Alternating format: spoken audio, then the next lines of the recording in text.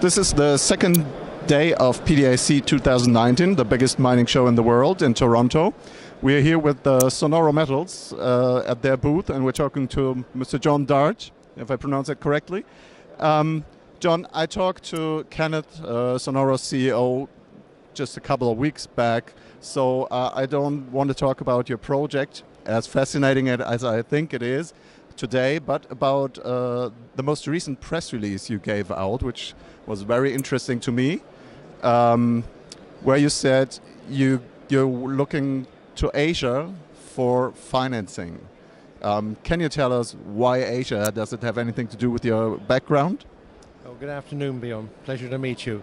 Yes, Asia is a very important part of my background. I was involved with a company called Asia Pacific Resources, which discovered the largest potash project in Thailand, and we raised over $100 million to establish that.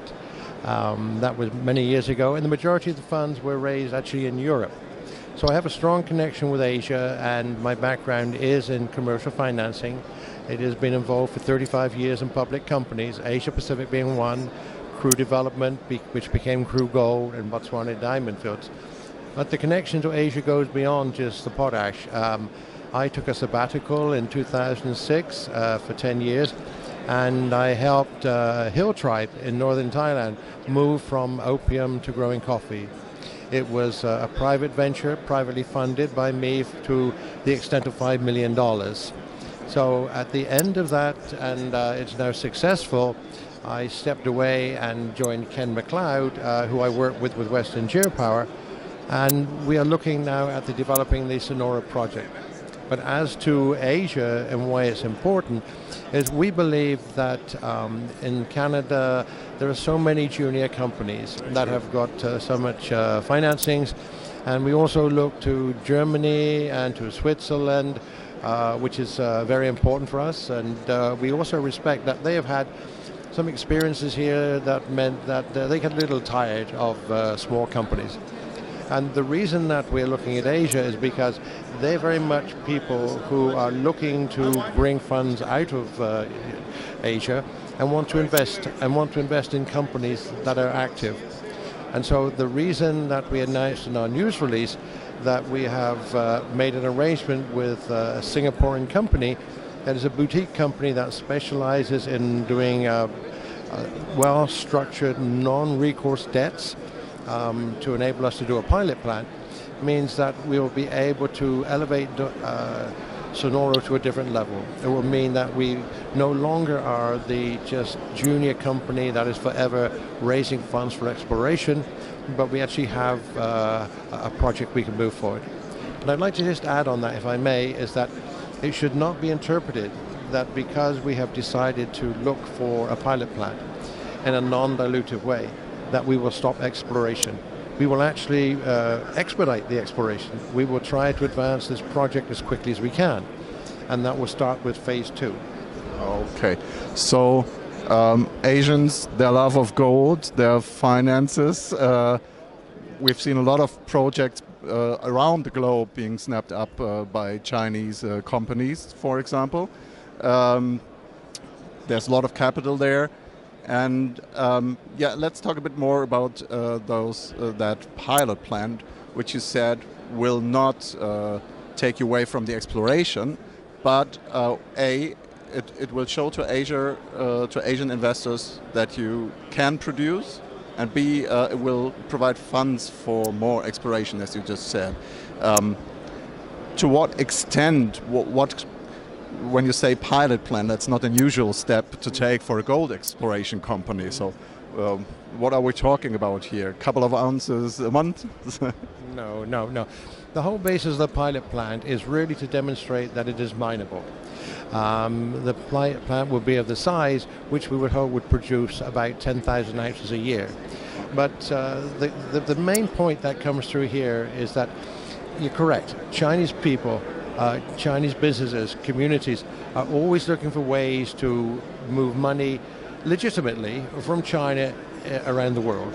And you have seen in your work where Chinese companies, they acquire projects, they acquire energy, mining, etc.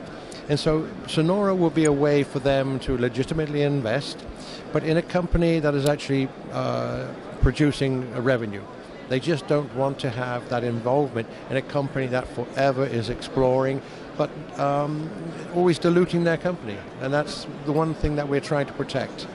And there's a point that comes from this here, that we believe that by virtue of the fact that we will have this appeal and openness through Singapore into China, that this will also attract Chinese investors that will not be able to participate in the gold bond, but maybe are interested in coming into the market and having an involvement in our company as an investor.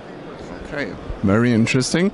So now you announced the partnership with a company from Singapore with the intention to gather funds. So I'm sure you cannot talk too much about it, but what's the time frame you want to secure the funding in? That's a very good question, and I think it should be explained as follows. Certainly the gold bond or non-recourse debt, and I should stress always the time, it's non-recourse and it's non-dilutive. So there is no jeopardy to the company. It will be structured that the loan will be in an offshore company, which is owned by Sonoro, and the only asset that will be secured will be a small portion of the property which will be designated for the gold bond. So the timing of this. Firstly, there is the pre-feasibility study, and that is going to be conducted to the highest standard. And that pre-feasibility study will probably take a couple of months or more. But meanwhile, there's investigations that will be going on into the potential investors in this gold bond. So we would suspect that from the beginning to the end, it could be maybe 6 months, 8 months in total. Okay.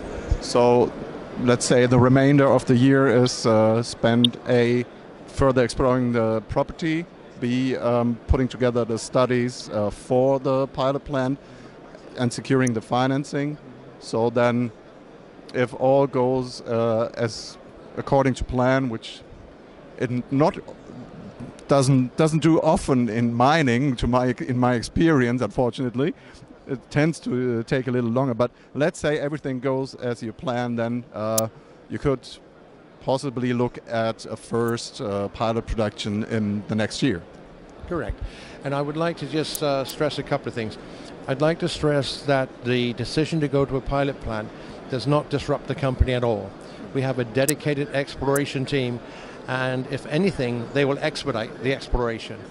We will be announcing the commencement of phase 2, 5,000 meters program, where we would hope to expand the known area for gold, and that will be followed by phase 3.